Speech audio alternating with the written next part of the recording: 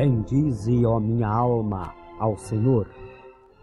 Não te esqueças de nenhum de seus benefícios. Prezados irmãos, você que já conhece a história do ex-padre Raimundo Pereira, em sua primeira gravação, com o título Transformação, aqui continua o seu maravilhoso testemunho no volume 2 da mesma conceituada gravadora. Convosco, o pastor Raimundo Pereira.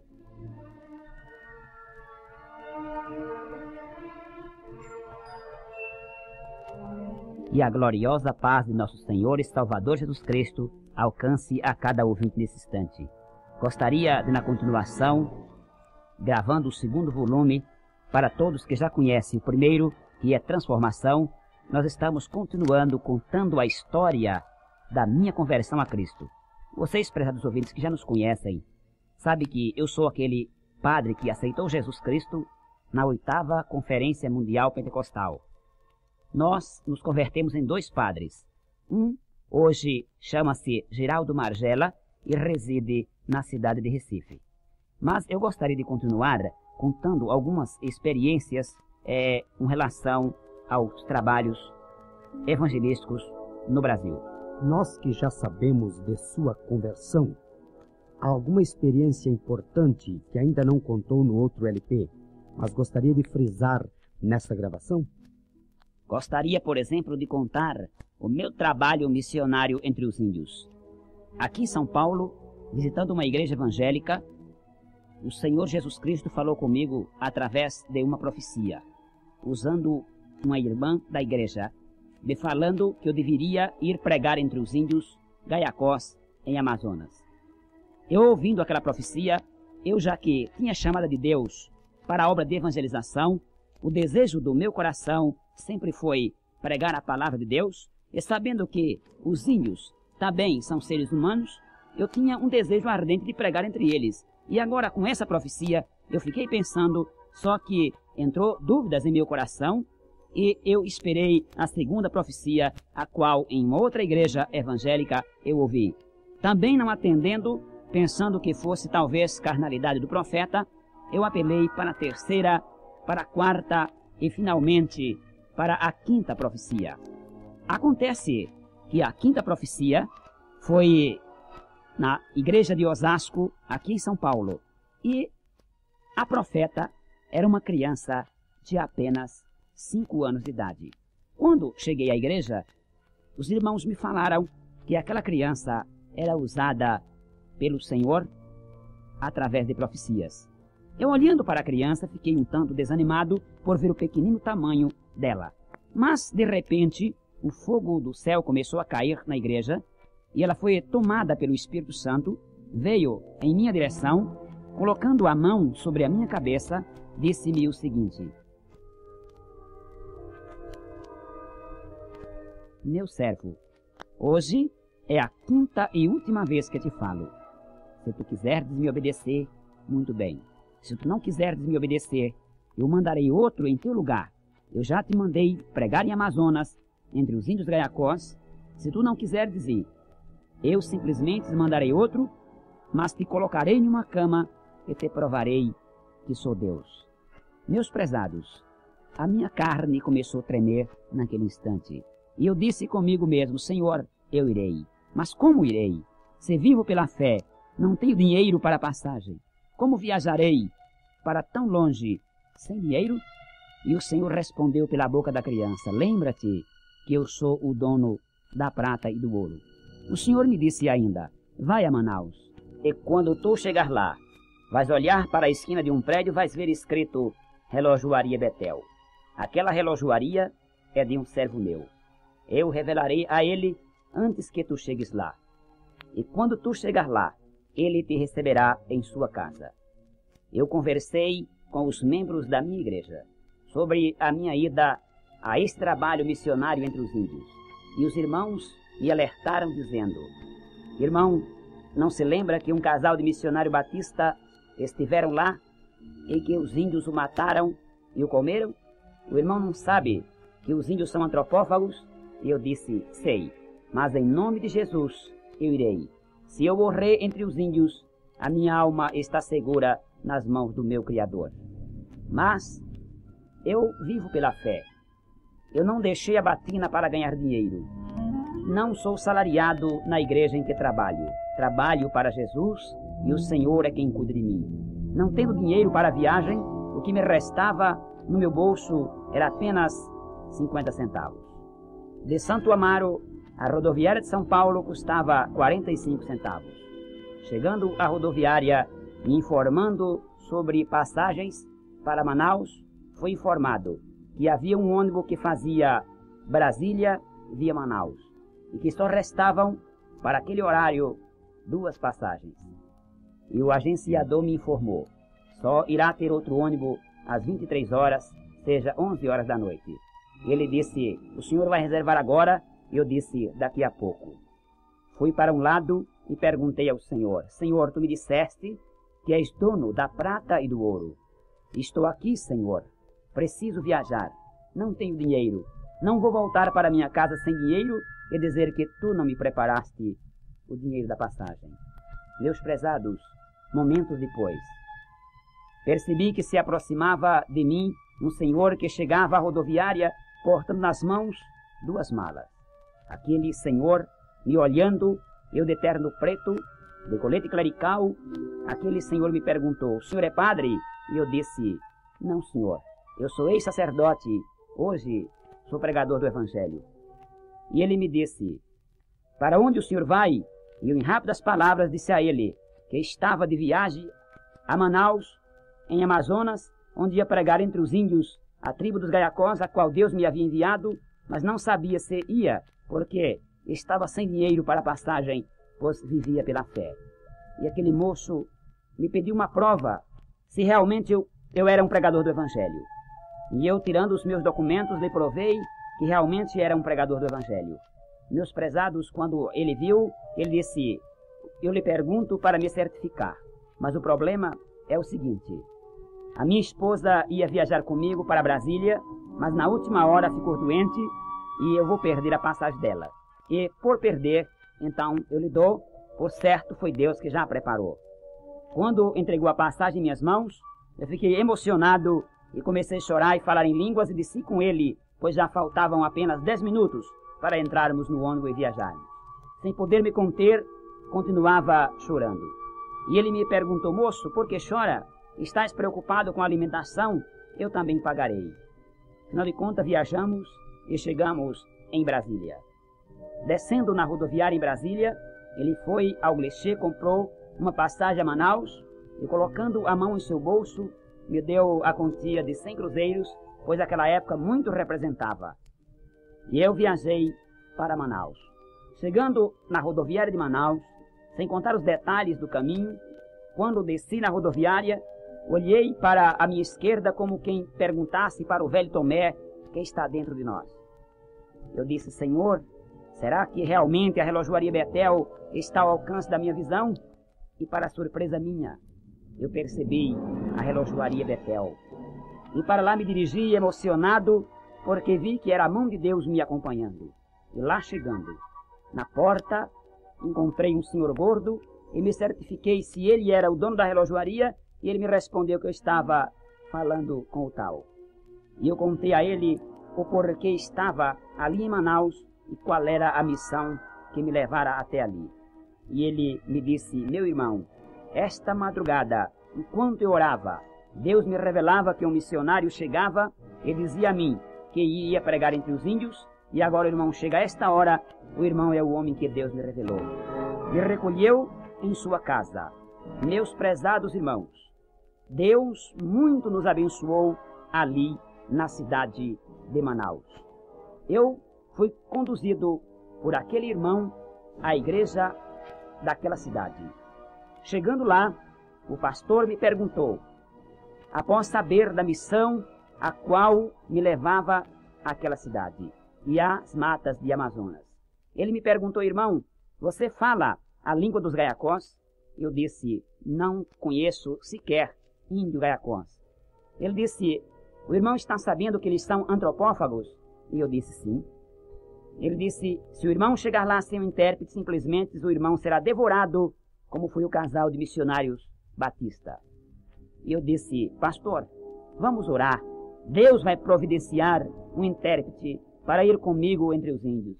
Ele disse, é difícil, porque eu não conheço ninguém que fale a língua deles. É completamente diferente do Guarani ou de qualquer outra linguagem indígena. E eu disse, mas nós vamos orar e Deus vai preparar dentro de poucos dias um índio falando a língua pátria deles. Meus prezados, eu pedi ao círculo de oração daquela cidade que orasse para que Deus providenciasse um índio Gaiacó convertido. E para a surpresa nossa, no terceiro dia, chegava ao púlpito daquela igreja uma carta de apresentação. E quando o pastor leu a carta, disse, irmão, este homem, o dono desta carta, pelo jeito deve ser indígena. Eu disse, pastor, eu irei saber se realmente é. Descendo ao meio da igreja, lá me certifiquei que aquele irmão, para surpresa nossa e glória de Deus, era um índio Gaiacó convertido. Conversando com ele, ele disse que havia sido pego enquanto criança e era domesticado, e para a glória de Deus, crente em Jesus Cristo. Meus prezados, Deus preparou aquele índio. Eu convidei a ele para que ele fosse comigo até a divisa de Amazonas com o Pará, à beira do Rio Negro, e ele disse para mim que iria comigo. Eu fiquei feliz.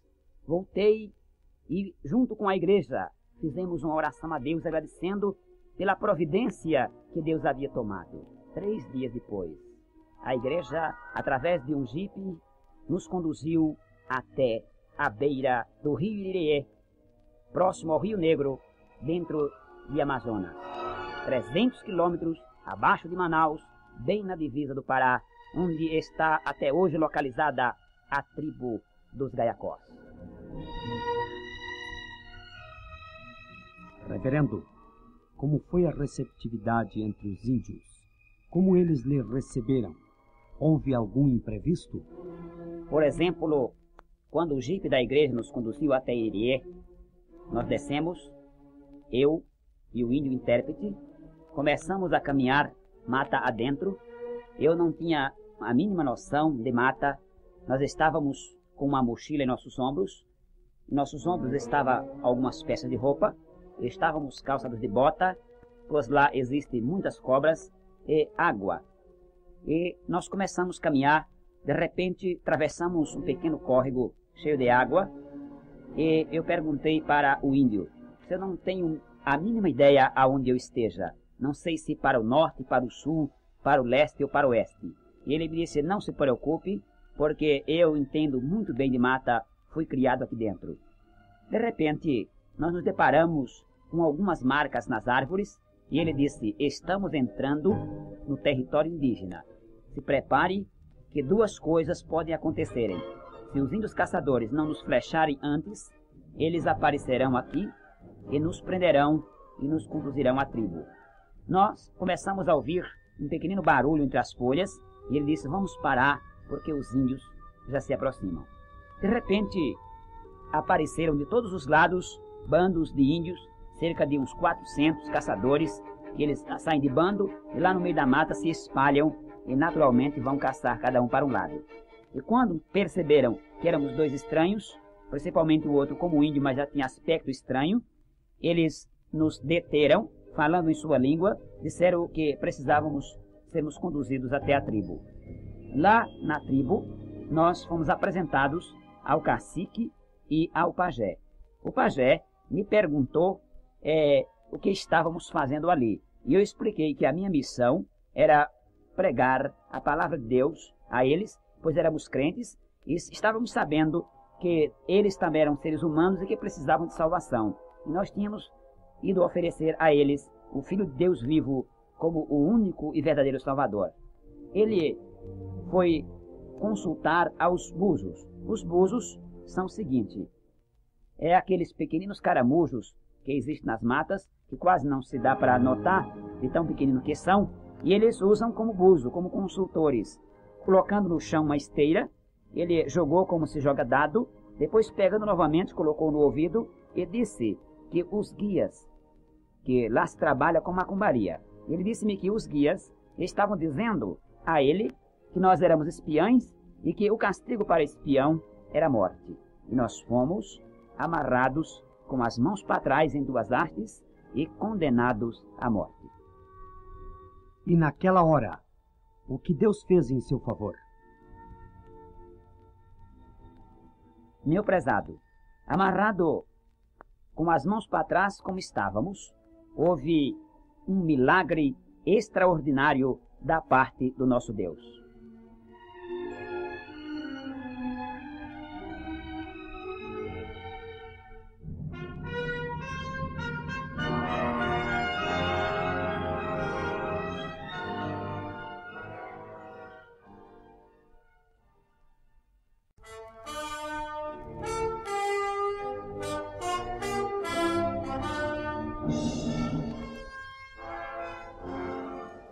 Meus prezados, o grande milagre que aconteceu foi o seguinte.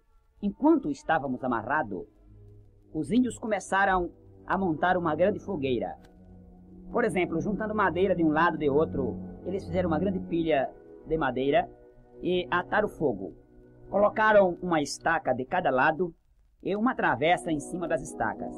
Eu perguntei para o índio intérprete que estava comigo, para que tudo isto? E ele disse, olha, isso é o seguinte, eles usam fazer assim.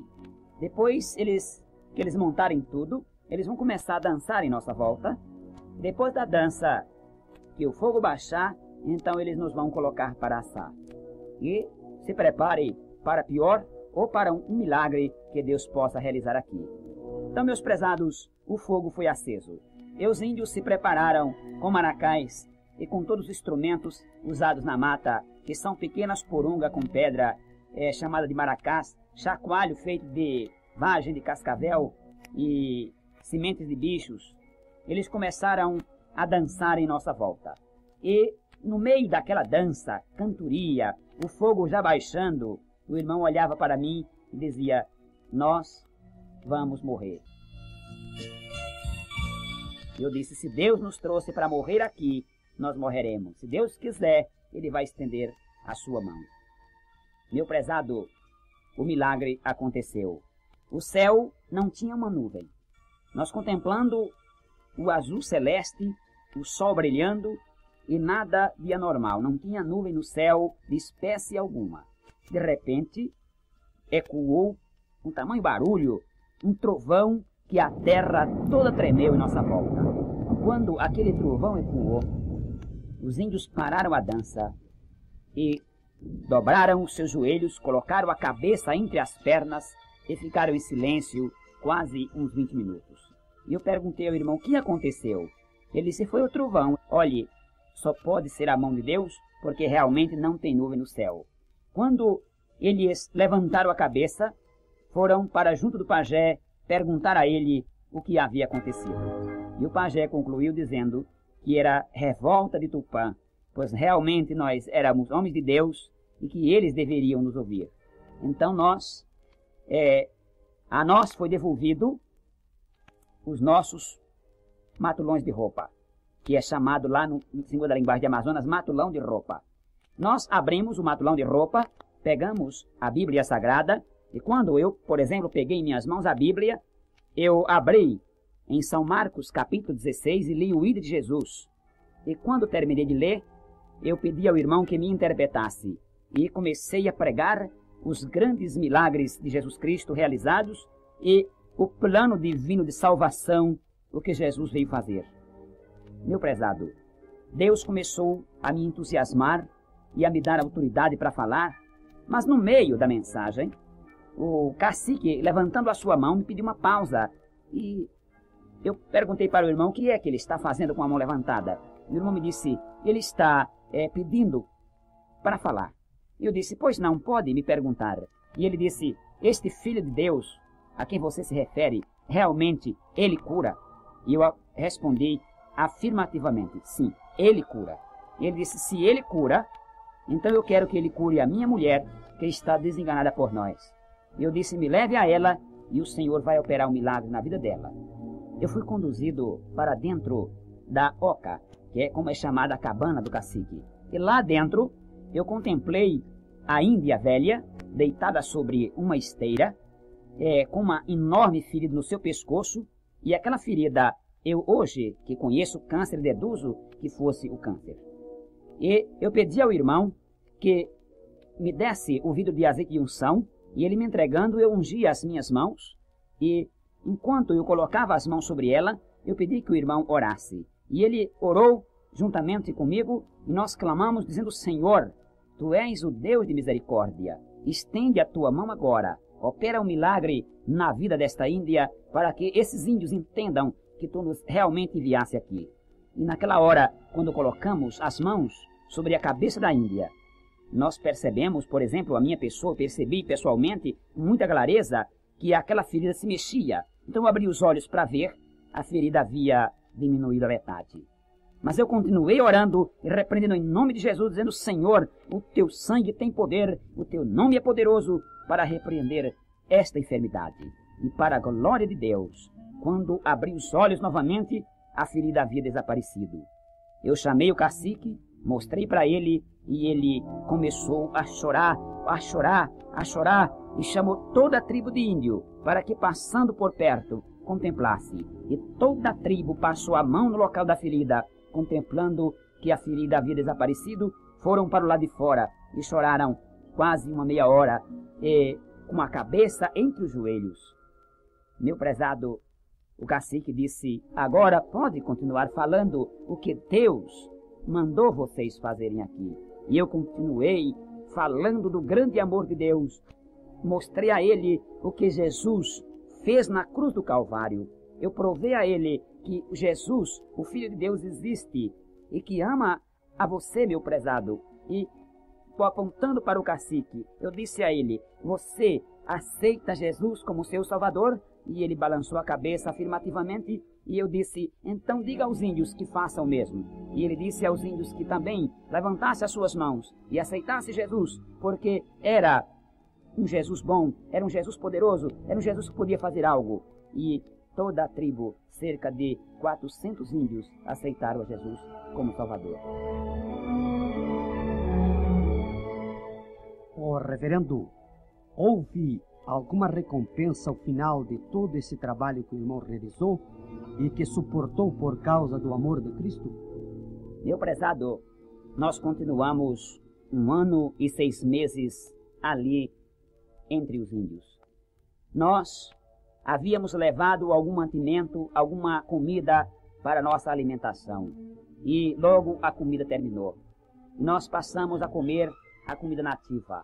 E a comida nativa, todos sabem que é de besouros, é peixe sem sal, é, por exemplo, aquele bicho de madeira podre chamado mofofó, que existem vários nomes dele no Brasil, e os índios pegam aquilo e assam na brasa para que se possa alimentar-se com ele.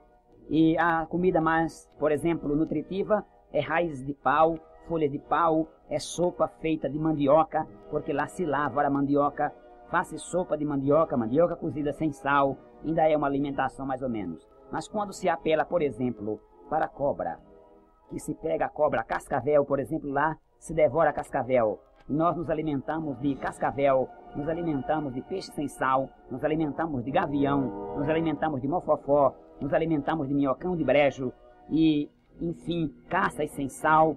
1 ano e 6 meses trabalhando entre os índios. Meu prezado, uma grande obra Deus realizou. Após 6 meses de trabalho, nós realizamos o primeiro batismo, batizando 600 índios para a glória de Deus. Hoje, lá em Amazonas, hoje na tribo dos Gaiacós, existem 4.000 índios convertidos. O cacique, ele esteve na cidade de Santo André, pregando a palavra de Deus em várias igrejas e testemunhando estes acontecimentos, que era antropófago e que hoje é liberto por Jesus Cristo. Contemplamos lá, no lugar de ocas, pequenas xoxas, pequenas cabanas de índios, a Fundação Nacional do Índio, que tem tomado uma grande providência da Grande Amazonas, casas populares feitas para os índios, ferramentas, madeiras trabalhadas para os índios fazerem casas, tratores para os índios desbravarem a terra, e hoje se planta café, hoje se planta mandioca, se lavra cana, se lavra vários mantimentos. E para glória de Deus, a igreja está construída, cabe hoje a igreja lá mais de 1000 pessoas sentados, e muitos crentes convertidos, batizados do Espírito Santo. Tem várias congregações ali, mas nos custou todo este esforço, e para quem ouviu desde o começo, essa história real está lá para a glória de Deus. Hoje, o resultado de uma obra missionária, o que Jesus Cristo realizou entre os índios. Pastor Raimundo, qual a sua experiência como pastor evangélico até a data presente? Entre as grandes bênçãos, poderia citar uma das mais importantes, o que mais lhe impressionou? Meu prezado, por exemplo, através dos anos de trabalhos evangelísticos aqui no Brasil e no mundo, Deus tem operado milagres extraordinários. Deus vem batizando com o Espírito Santo, curando os enfermos e operando milagres extraordinários entre o povo. Por exemplo, houve um senhor que esteve procurando cura em vários espíritas famosos da Grande São Paulo. Como já havia sido aprovado pela medicina, um tumor maligno em seus intestinos. E aquele espírita forjou, extraído aquele tumor daquele senhor. Mas o tumor continuou. Nós ficamos sabendo deste fato, e certo dia o Senhor compareceu em uma campanha nossa e pediu que orássemos por ele. E quando oramos para a glória de Deus, ele vomitou pela boca o tumor, estação comprovadamente pela medicina. Na cidade de Guarulhos, também houve um milagre extraordinário. As rádios e jornais de São Paulo tomou conhecimento daquela criança que sofria com 25 agulhas sobre o seu corpo. E aquela criança foi conduzida à Vila Fátima, na cidade de Guarulhos, no templo da Igreja Evangélica Assembleia de Deus. E Deus, nos usando para orar por ela, nós oramos, e as agulhas, as 25 agulhas, saíram através do umbigo daquela criança. Ela está lá, os seus parentes ainda hoje residem em Vila Fátima, e comprovaram este milagre. Outros também conhecem aquela criança que os jornais noticiaram, que nasceu em formato de sapo. A criança tinha 90% de sapo e 10% de ser humano. Hoje em dia, a criança, através da nossa oração, já está praticamente, radicalmente curada, já não anda mais pulando, aquela pele de sapo desapareceu, e os pais já deram testemunho que Deus já metamorfosou aquela criança. Foi uma metamorfose completa que Deus operou na vida daquela criança. Foram estes, entre outros milagres, que ficaríamos contando a vida inteira o que Deus tem realizado. Pastor Raimundo, qual tem sido a reação do clero com respeito à sua pessoa? Meu prezado, tenho sofrido imensamente a perseguição do clero. Por exemplo, eu já fui preso 17 vezes, e entre elas, na cidade de Peabiru, no estado do Paraná, onde fui arrastado por uma das pernas por mais de 1 quilômetro, após levar uma forte pancada sobre a minha cabeça, e depois ainda hospitalizado. Deus estendeu a mão e me salvou das mãos deles. Mas, entre estas, por exemplo, eu fui preso na cidade de Joinville, em Santa Catarina, e acusado de sérias coisas entre o clero. Por exemplo, até o dia de hoje, eles vivem me ameaçando através de telefonemas anônimos, cartas anônimas, ameaçando a minha vida. Mas Deus, até aqui, tem me poupado. Meu prezado, todos aqueles que se dedicam a pregar a palavra de Deus, deixam a mentira para abraçar a verdade, sofrem as consequências. Mas Jesus disse, e conhecereis a verdade, e a verdade vos libertará. Hoje, eu sou um liberto por Cristo, não sou mais escravo da mentira, nem da idolatria, nem da feitiçaria. Pela grande misericórdia de Deus, sou pregador da palavra de Deus, anunciando ao mundo que Jesus Cristo salva, cura e liberta. Nós encontramos no Evangelho de São Marcos 16, a partir do versículo 15 em diante, o ide de Jesus. Ele disse, ide por todo mundo, Pregai o evangelho a toda criatura. Quem crer e for batizado será salvo. Quem, porém, não crer, será condenado. E o Senhor continua dizendo, e estes sinais seguirão aos que crerem. Em meu nome expulsarão os demônios, falarão novas línguas, pegarão em serpentes, e se beberem algumas coisas mortíferas, não lhes fará dano algum. E porão as mãos sobre os enfermos e os curarão. E a oração da fé salvará o enfermo. Prepare-se agora para a oração de poder, que fará em seu favor o reverendo Raimundo Pereira.